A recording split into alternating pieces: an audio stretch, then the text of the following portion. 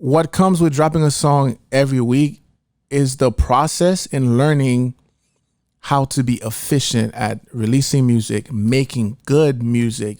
I thought I was pretty decent before, but I was fucking trash compared to now. I'm like, yo, like your songs are your salesmen. You are a business, and your songs are your salesmen that they go out there and they sell you. We call ourselves CiiiTY, but we global. And everybody that has a voice is allowed to be vocal. There's a saying that goes like, you to be an expert at something, you need to be doing it for like at least 10,000 hours or whatever. 10,000 hours. So I feel like now, because like right now this year, I'm putting out a new song every week, but I record those in advance. I'm scheduling out my release. I'm like coming up with the promo plans and stuff like that. So now that's what I eat and breathe. I sleep, eat, breathe, like all. That's my focus. So I've gotten so much better with making the music, writing. Like my writing I thought I was pretty decent before, but I was fucking trash compared to now. I'm like, yo, like, like I'm still not elite level, but like I'm decent enough where I know what makes a good song and I know what people will like at least my fans. Cause like, I dropped a song called Gang Gang. It's the first release off of my upcoming album, right?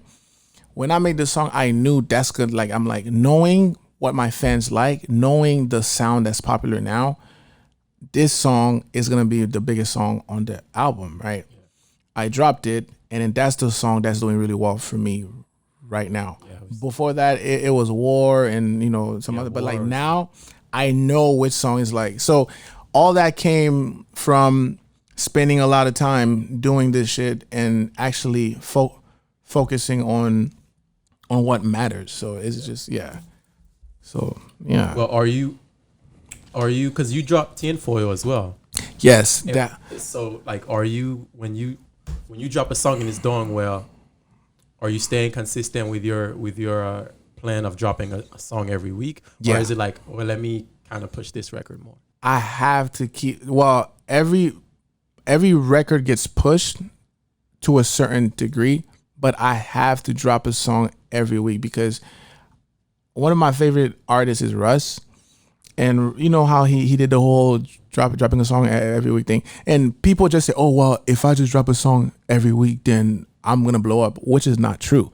Is what comes with dropping a song every week is the process in learning how to be efficient at releasing music, making good music. Because if you don't have good music and you don't have at least a decent promo plan, it's not going to go. Yeah. So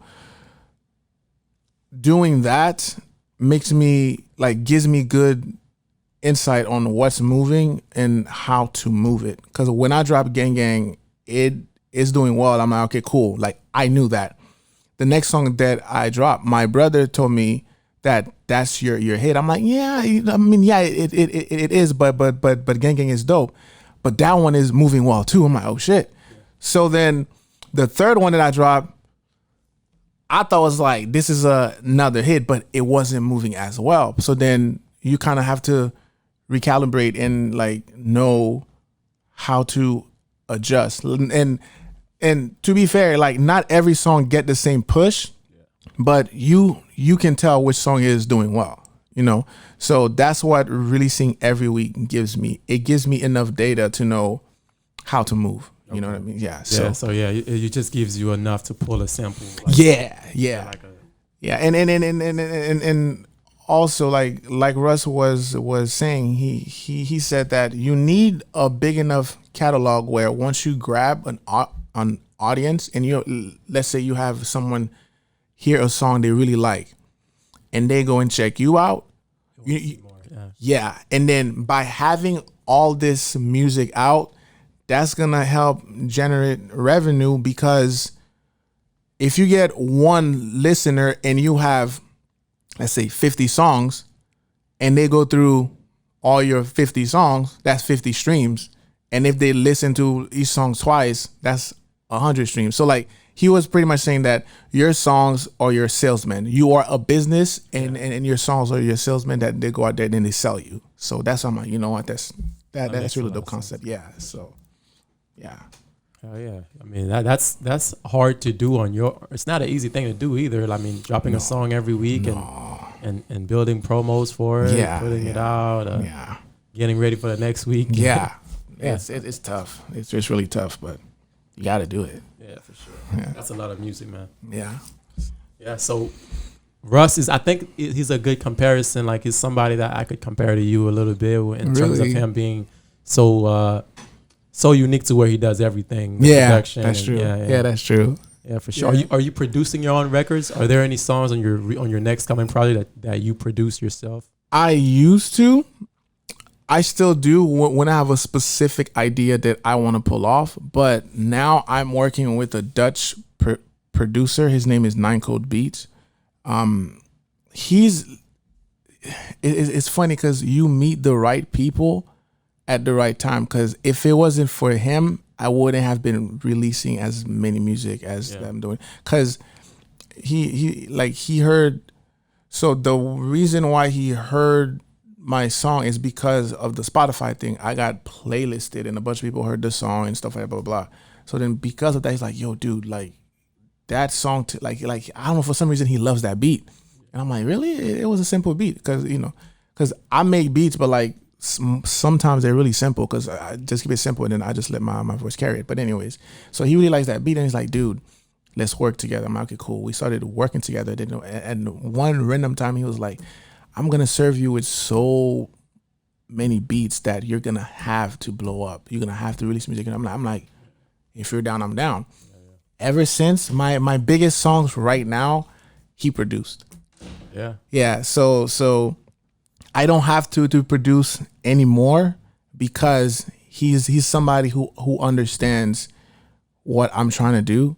And we kind of have like a good relationship going on. You guys linked up in person or? No, internet. The whole thing is crazy. the whole thing is believing you, like, So, but yeah, one of those days I'll probably take a trip to Europe and we gonna link up. But yeah, so it's pretty cool. Yeah, that's amazing, man. Yeah, thanks.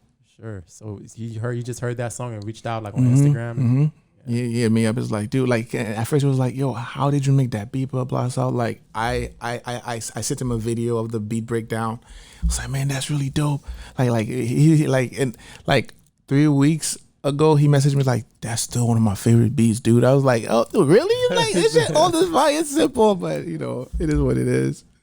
Sometimes less is more. Exactly. Yeah, sometimes less is more. Man. Yeah. And you probably made the beat sound cooler than he was on the record. Probably, yeah.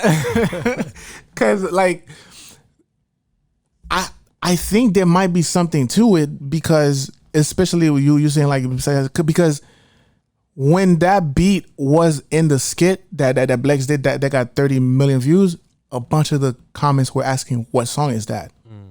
So it's like I'm like, that shit is simple as fuck. Like why do you guys want that song? Yeah. And then next thing I know, I was playlisted 3 times, like three different playlists, and then like I was getting streams like crazy. I was like, oh shit, because I went from like having like 2 streams a day to like 1,400 to 2,000 streams a day, and I was like, oh shit. Yeah. So there must be something to it. Yeah. I still haven't figured it out, but anybody who's heard that song would send me shit like this song needs to blow up. This song, and I'm just like, shit, simple as fuck, but okay. Are you using that same strategy today? Because I feel like maybe that it was just a great strategy too to put a song on a skit like that. Oh yeah, but Facebook is not the same anymore, and everybody's just doing it now, so it doesn't have that same effect. But yeah, we still put songs on skits and stuff like that. But if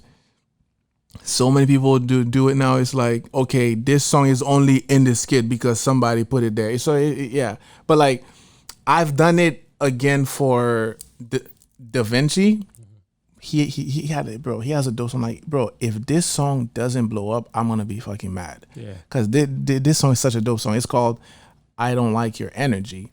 So I was like, dude, we gotta move this song. So then we hit up an influencer, and then he made a little dance to it. The next 3 days, the streams went boop. Like, it got 60,000 streams, and it was like, oh shit. But it, like, the song has to fit the skit, so that's why it's kind of hard to kind of like get the same results every time. Like, when I heard the song, I knew that they have to dance to it. It's not a dancing song whatsoever. It's like a rock shit. He's on some rock shit, but the song has to fit the skit. It has to make sense.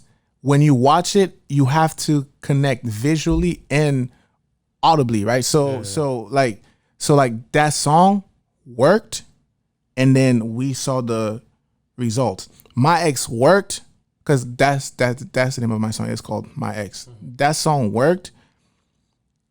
I honestly don't know because the skit in the song did not really match. But I don't know. But it fucking worked. Like, there was, I don't know. There must have been something to it. I don't know.